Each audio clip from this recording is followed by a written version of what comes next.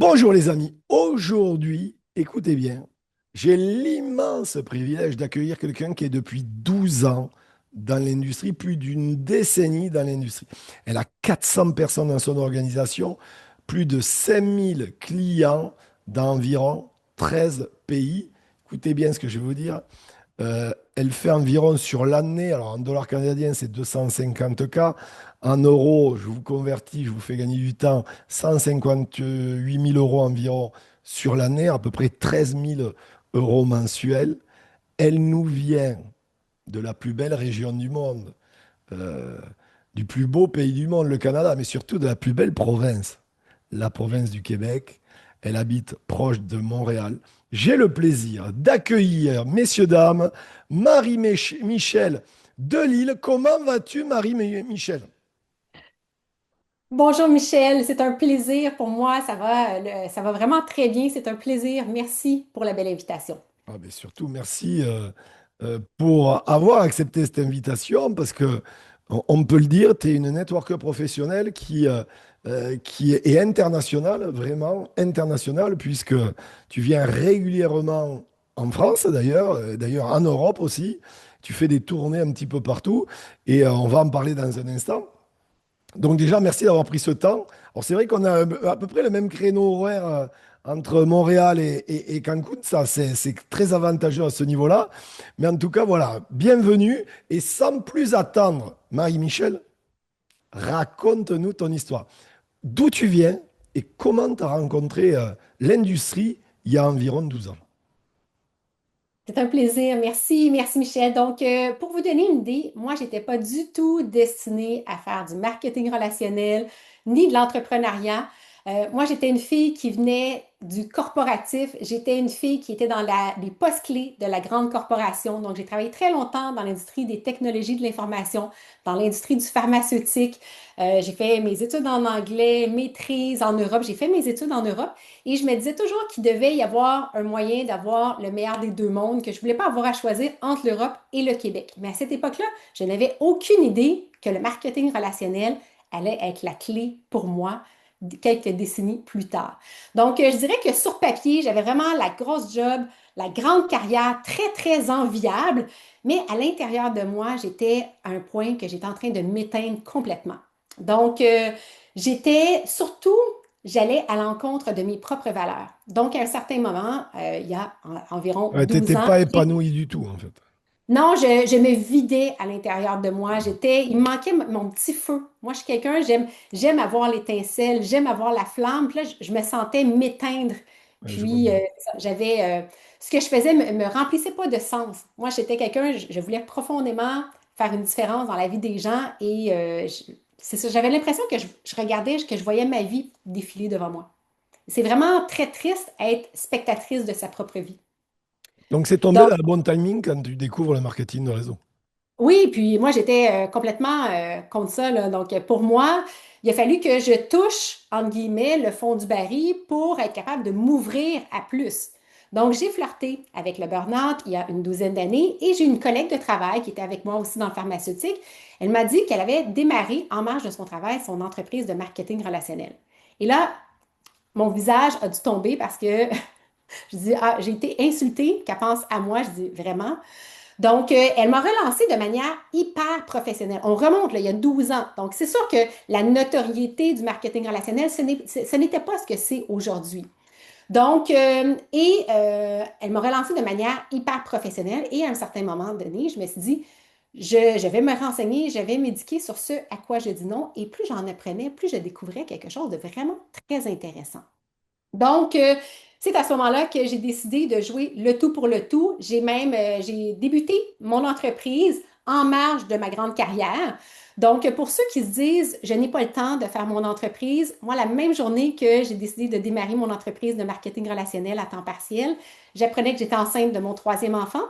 J'apprenais que j'étais acceptée aussi dans ma formation professorale de yoga, qui est un processus d'un 18 mois. Donc, j'ai pris des décisions. J'ai vraiment décidé de prioriser ma vie. Et je suis tellement tombée en amour, là, je sais que c'est très québécois de dire ça, tomber en amour, là, mais je suis tellement tombée en amour avec le modèle d'affaires, le marketing relationnel, que je l'ai enseigné au HEC à Montréal. Les Incroyable. HEC, pour ceux qui ne savent pas, c'est une école de commerce, c'est la plus grande école de commerce au Québec. Donc, j'ai enseigné dans des cours d'entrepreneuriat le marketing relationnel. Donc, j'ai été avec cette société-là pendant 3 ans et demi à temps partiel.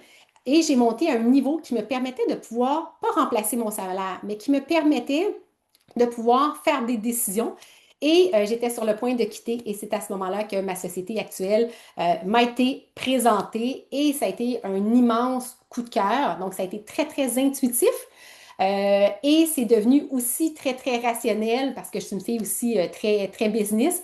Donc, c'est comme ça que j'ai décidé de tout laisser tomber. Donc, j'ai décidé de... Je connaissais le marketing relationnel, je savais ce que ça prenait pour réussir. J'ai dit, go, je joue le tout pour le tout. Je fais un leap of faith, je laisse tomber ma grosse carrière, je laisse tout tomber. Je me lance les deux mains dans ma société actuelle et ça, c'était 8 ans.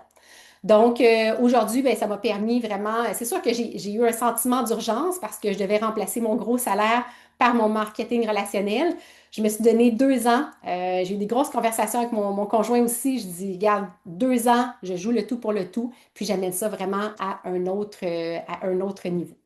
Oui, Donc, et puis voilà. tu t'es pas trouvé d'excuses, tu as tout donné, tu as été engagé à 100%. Alors justement, je voudrais savoir un petit peu, alors ça a certainement évolué en 12 ans, forcément, tes journées voilà, de développement de ton activité. Mais c'est quoi une journée type environ allez, de Marie-Michel? C'est-à-dire que, est-ce que tu planifies tout, tu programmes tout, tu anticipes tout, ou est-ce que c'est du feeling ou un mix de tout ça? Euh, Parce que, voilà, tu avais ta carrière qui était toute tracée. Je ne sais pas si tu viens d'une famille entrepreneuse ou pas du tout. Je sais que tu étais sportive, par contre. Donc ça, forcément, il y a des réflexes et ça aide pour performer dans l'entrepreneur derrière. On en a parlé en off tout à l'heure. Si tu peux nous dire un petit peu comment tu fonctionnes. Mais moi, je suis une personne beaucoup d'habitude. Donc, c'est sûr que pour répondre à ta question, je te dirais, je fais vraiment un mix des deux. Donc, je vais aller autant, j'ai besoin d'avoir, j'aime avoir une certaine structure, mais je suis très, très intuitive. Donc, j'aime aussi aller au feeling. Donc, je pense à quelqu'un, OK, go, je contacte cette personne-là. Mais moi, je suis une personne, on dit toujours, je crois que c'est James Clear qui dit, on s'élève dans le fond, on va tomber au niveau de nos habitudes. Donc, moi, mes James habitudes, Clear, Atomic Habits chez vous. exactement, Et chez nous, je l'ai là d'ailleurs, je ne sais plus c'est quoi le. Je donne la ref, hein, parce que les gens demandent tout le temps, mais James Clear, c'est un rien ne peut tout changer. Un rien ne peut tout exactement. changer en français. Exactement. C'est vraiment un super bon livre et c'est à chaque décision qu'on prend dans la journée, c'est un peu ça le concept. Am I casting a vote? Donc, est-ce que je suis en train de faire un vote pour la personne que je veux devenir ou je suis en train de m'éloigner de la personne que je veux devenir? Donc, on sait le marketing relationnel, c'est important de vraiment être dans cet univers-là, de se développer dans le quotidien. Donc, moi, c'est sûr que ma journée, ça commence toujours par du développement personnel, mes habitudes aussi. Donc, j'ai des habitudes vraiment très, très ancrées, une routine très ancrée et je vais toujours me garder des blocs. Donc, moi, c'est sûr, moi, ce qui fonctionne bien, j'ai développé avec mon équipe ce qu'on appelle des 30 minutes de courage ou des blocs où ça va être des blocs vraiment qu'ensemble, on est toujours plus courageux. Puis moi, je me dis, je le fais de toute manière. Donc, tant qu'à le faire, aussi bien de l'offrir à un maximum de personnes.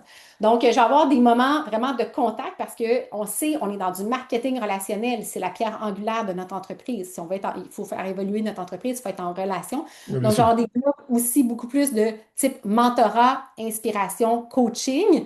Donc, je dirais mes journées, les incontournables, ça va souvent être évidemment les moments de contact, mais ça varie beaucoup d'une journée à l'autre. C'est sûr que moi, je suis une fille hyper polyvalente, donc il y a certains modèles qu'on va plus développer en web, d'autres en présentiel. Moi, j'adore tout faire. Je suis vraiment hyper polyvalente. Donc, je fais de tout. Puis souvent, on va me poser la question, Marie, comment tu fais encore aujourd'hui pour être ce qu'on appelle dans les top enrollers? J'ai pas de recette magique. Moi, j'aime les gens. Donc, j'aime être en contact avec les gens, développer avec les gens. Donc, pour moi, c'est ce qui prime dans l'agenda, je dirais. Alors, j'ai une question sur le Mhm. développement personnel.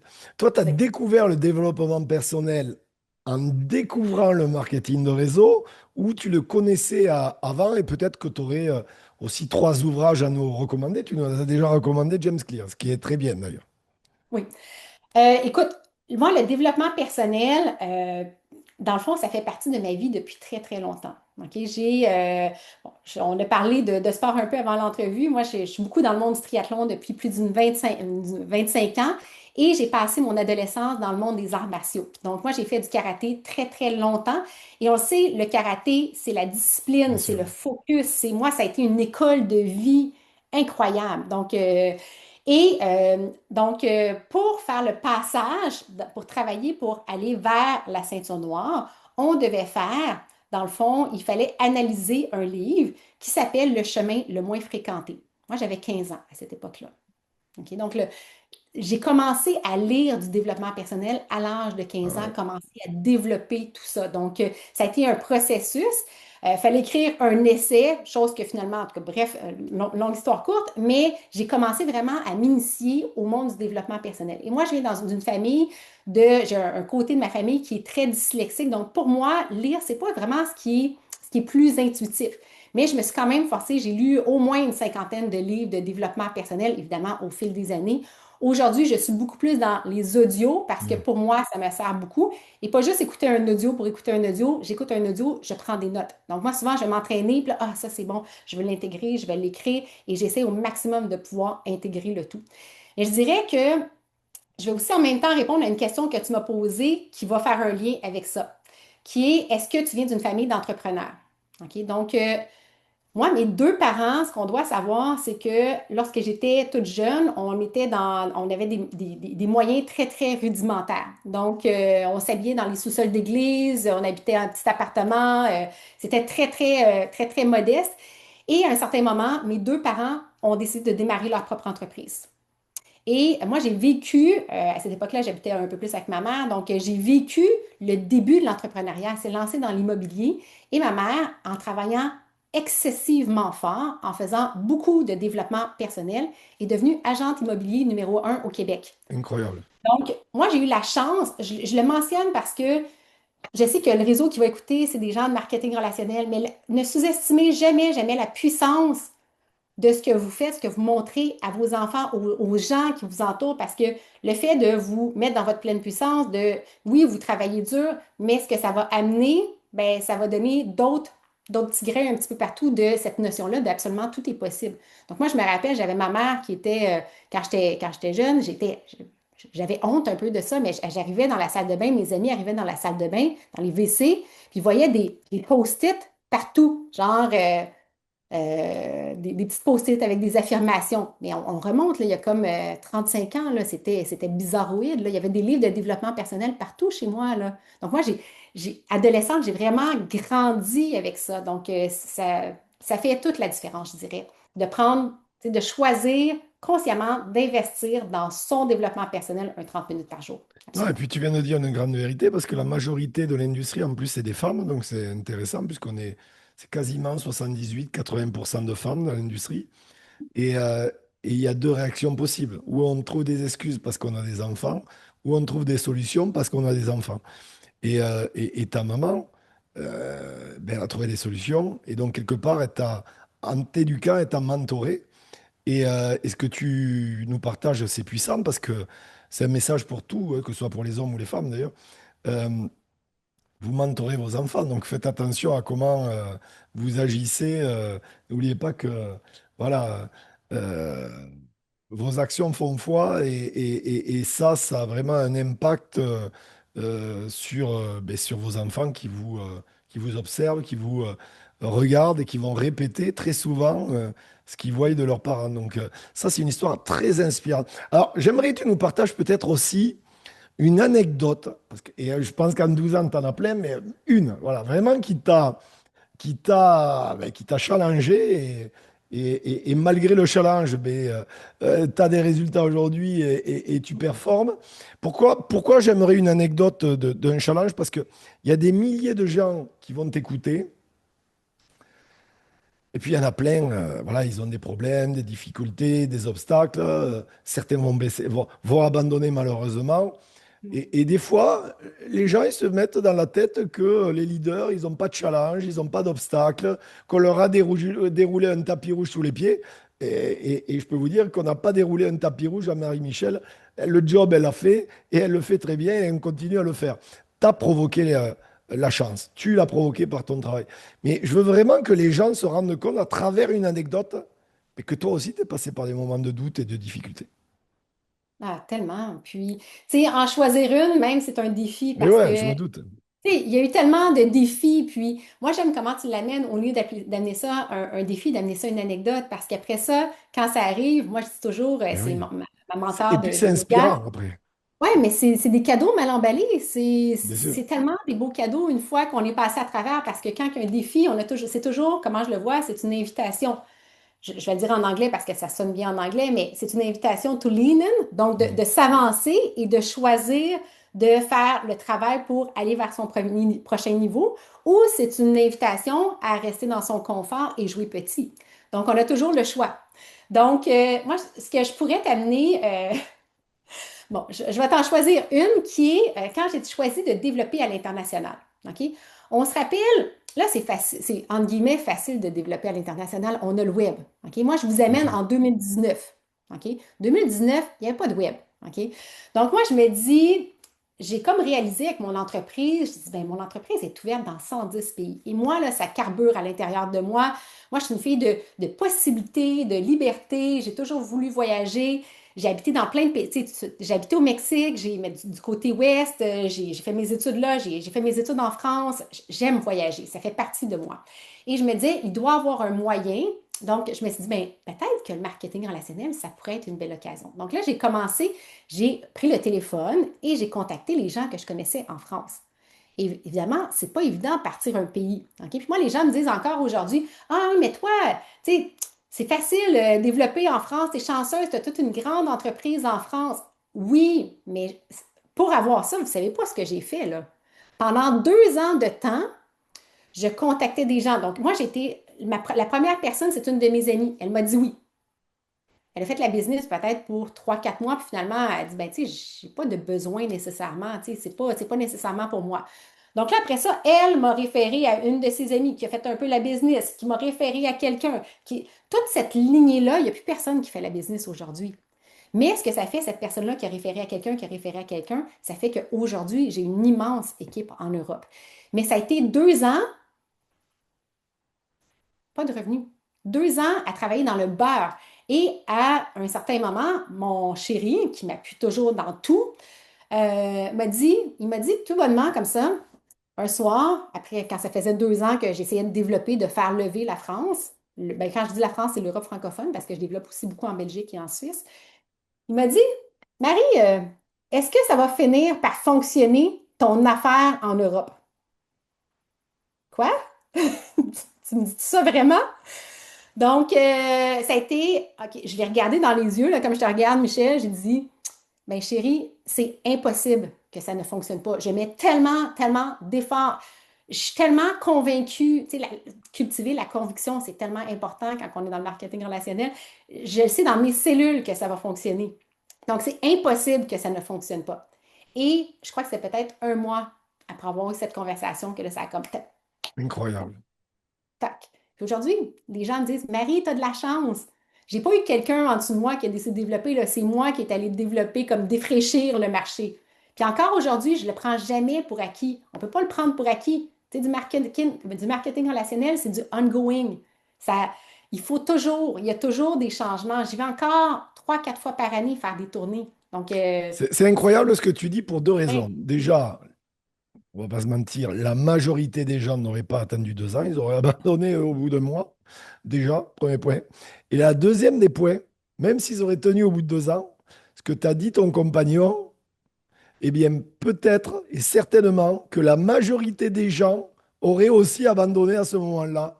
Et en fait, quand on dit qu'on est à 2 millimètres du succès, mais aussi à 2 millimètres de l'échec, c'est exactement ça. Ça me fait penser, tu sais, je ne sais pas si tu vois le dessin animé là, où tu as quelqu'un qui pioche, là. Il pioche et il abandonne alors que juste à un coup de pioche, à 2 lâche. millimètres, il y a Ouais. des diamants. Mais tu sais, l'image que tu fais, Michel, moi, c'est l'image que j'ai souvent dans ma tête. Tu sais, je me Ouais, dis que j'ai eu un certain moment quand ça faisait un petit bout, je faisais la business, puis moi, en 2 ans, je m'étais dit, il faut que je sois capable de remplacer mon gros salaire en 2 ans. Mais c'est exactement cette image-là que j'avais toujours dans la tête, qui revenait toujours. Elle est puissante, cette image-là. Parce que tu dis, est-ce que tu vas arrêter quand tu es rendu juste là, tu es tout prêt? C'est quand tu décides de faire, comme on dit en anglais, le extra mile, le pas de plus, que là, tout à coup, la magie arrive. Donc, de exactement. choisir consciemment. Mm. C'est incroyable. Et, Ouais. histoire très, très inspirante. Et j'espère, les amis, vous allez vous en inspirer et ne rien lâcher.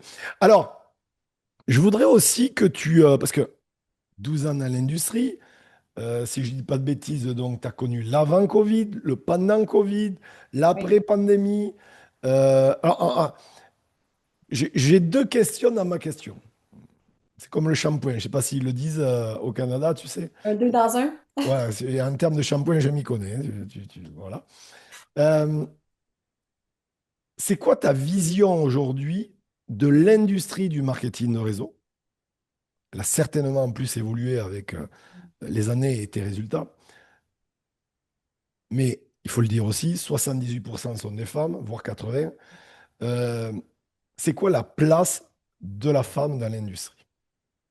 Ah, c'est une. Mais la vision.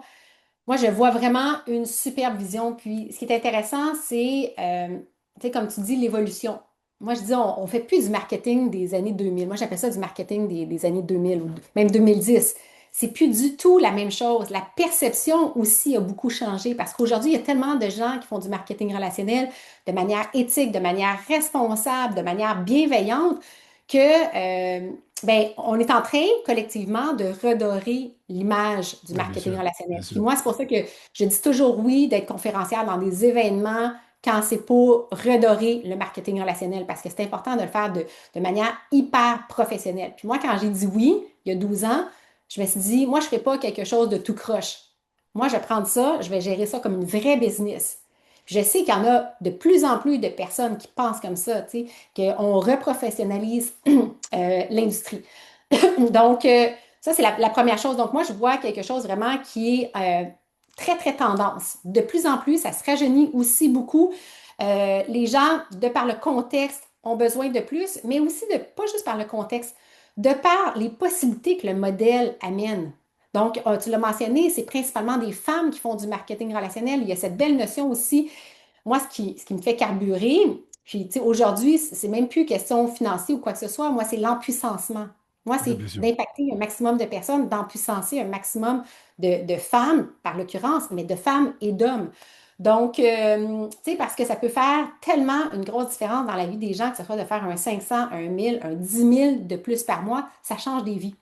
Puis quand le pouvoir, quand l'argent est dans les mains des femmes, c'est beaucoup plus redonné d'un point de vue de la société en général. Donc, c'est drôle parce que j'ai fait une publication sur le 8 mars, les droits des femmes, que c'est redonné beaucoup dans la famille, dans tout ce qui est l'éducation, dans la santé également.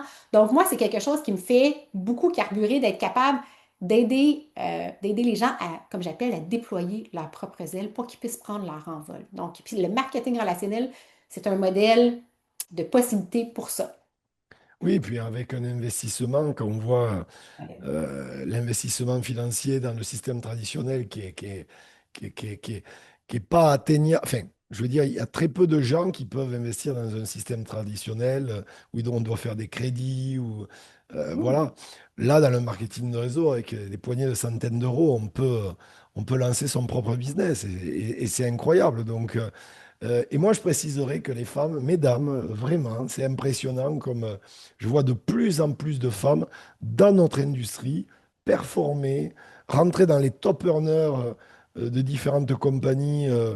Là où je me rappelle, il y a presque 20 ans, c'était beaucoup d'hommes ou de couples. Aujourd'hui, c'est un tsunami féminin. Donc, allez-y, prenez exemple sur Marie-Michel, foncez et encore une fois, trouvez des solutions et pas des excuses. Vous pouvez transformer vos vies, j'en suis, on en est convaincu. Avant de terminer cette entrevue, Marie-Michel, je voudrais que tu nous parles. Je vais te poser la question que je pose à tous mes invités sur les trois conseils que tu pourrais partager aux milliers de gens qui vont te découvrir. Je dis trois conseils parce qu'en 12 ans, tu pourras en partager des milliers. Euh, Il y a deux catégories de gens qui viennent sur ma chaîne. Première catégorie, des gens se lancent dans le marketing de réseau, ils tapent sur YouTube, boum, ils tombent sur ma chaîne. Ils viennent chercher des tips, voilà, des outils pour se lancer. Et puis la deuxième catégorie, c'est les gens qui sont là depuis un certain temps, font un pas en avant, un pas en arrière. Voilà, une semaine ça fonctionne, une semaine ça fonctionne moins. Voilà, c'est compliqué. Trois conseils dont tu sais que mis à bout, avec l'effet cumulé, mais ils auront des résultats mesurables. Hmm. Mais la première chose, je dirais, puis moi, c'est quelque chose que je mets énormément de l'avant. Moi, quand j'ai des gens qui joignent même l'équipe, j'ai une charte des valeurs. Donc, je demande aux gens de lire ça. Et une des premières choses, c'est de choisir de devenir une personne courageuse. Parce qu'il n'y a rien de bon qui va se passer dans ta zone de confort. Tu sais, la zone de confort, il y a la théorie, moi je pense pas que vous le connaissez, mais il y a Guillaume Duluth qui est très intéressant, qui donne des conférences. Il parle de la théorie du Y. Quand on décide de rester dans sa zone de confort, oui, sur du court terme, ça peut avoir l'air confortable, mais sur du long terme, on commence à tourner en rond comme ça, puis on fait du surplace, puis rien n'est statique. Donc, si on reprend la théorie de James Clear, ben, avec le temps, ben, on s'enfonce. Donc, et tout se joue dans les petits gestes du quotidien. Tu sais, le succès, c'est comme ça que ça va se bâtir. Donc, moi, je dirais aux gens d'apprendre à choisir de devenir inconfortable dans le quotidien, puis de partir petit. Des petites choses. Mais plus tu vas décider à tous les jours, qu'est-ce que je peux faire aujourd'hui pour devenir incontournable, plus tu vas créer des chemins neuronaux qui vont faire que ton identité va faire que tu vas devenir quelqu'un de courageux. Donc, d'apprendre à se faire confiance. Puis comment on est capable d'apprendre à se faire confiance, c'est en se disant, en faisant ce qu'on dit. Quand tu dis, je vais faire ça, ben fais-le. Parce qu'à chaque fois que tu ne le fais pas, tu es en train d'envoyer un message à ton cerveau que ben, tu n'es pas cette personne-là. Tu n'as pas la confiance, tu ne te fais même pas confiance à toi-même. Donc, commence par faire ce que tu dis. Et ben, je dirais toujours, là, évidemment, ça se dit bien en anglais, mais c'est l'imperfection. Je vais dire en français. L'imperfection bat toujours une intention parfaite. Donc, tu sais, même si c'est une action courageuse imparfaite, moi, je dirais que ça serait la chose première à faire. La deuxième chose, c'est de choisir de t'entourer des bonnes personnes. Tu sais, est-ce que tu écoutes n'importe qui ou tu écoutes les gens qui ont le succès que tu veux avoir? Tu sais, c'est tellement, tellement important. On dit toujours que tu vas être la somme des 5 personnes qui t'entourent. Donc, est-ce que tu t'inspires des leaders? Que ce soit quelqu'un qui est près de toi, je vais choisir de qui tu t'inspires.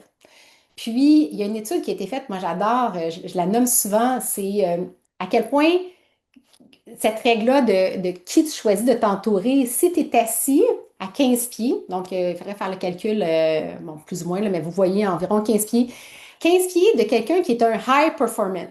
Donc, quelqu'un qui est qui performe bien, performe à haut niveau. Donc, si tu es assis à proximité de cette personne-là, tu augmentes ta propre performance avec le temps de 15%.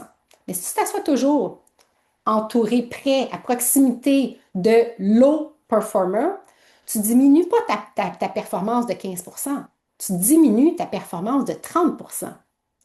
Donc, tu sais, on sous-estime l'impact de choisir notre cercle, de choisir de qui on se fait inspirer, avec qui on côtoie, qu'on passe notre quotidien. Ça, c'est très important.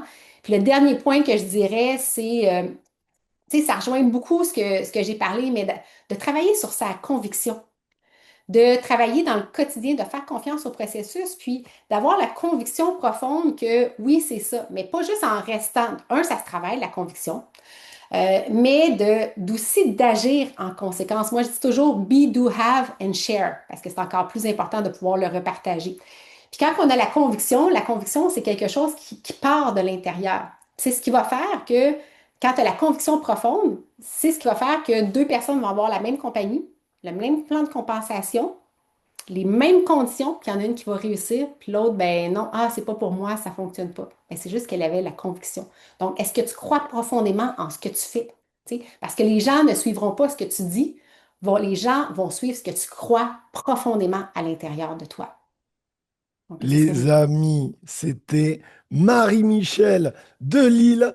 Euh, Likez cette vidéo, commentez cette vidéo, partagez-la à toutes vos équipes vraiment et surtout mettez en application tout ce que vous a partagé Marie-Michel. Marie-Michel, merci beaucoup pour tout ce partage de haute valeur. Vraiment, c'était incroyable. Un grand merci. Merci, Michel. Les amis, avec grand plaisir. Et puis surtout, je vais mettre en description euh, ton Instagram. Tiens, ton Instagram, voilà. N'hésitez pas à contacter Marie-Michel. Ce fera un plaisir d'ailleurs de vous répondre. Donc, n'hésitez vraiment pas à lui envoyer un petit message. Abonnez-vous à ma chaîne, les amis. Et je vous dis à très bientôt. Bye bye. Merci. Au revoir.